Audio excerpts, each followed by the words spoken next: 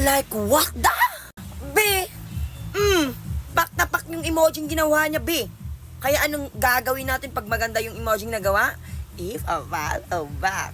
Oh, iinggit-inggit kayo dyan, hindi kayo marunong gumawa ng maganda. Gumawa kayo. Be, dapat mas maganda pa dito ha. Para ma-follow back ko kayo, ma-flex ko kayo dito, be.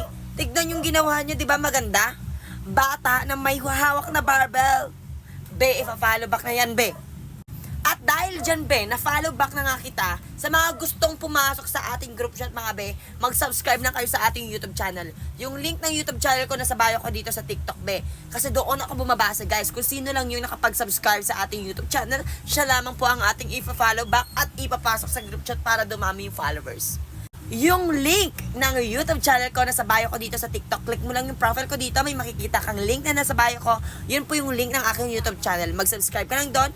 Guys, mag-comment kayo para pag na-notice ko kayo, ipapasok ko na lang kayo sa group chat namin. Good luck!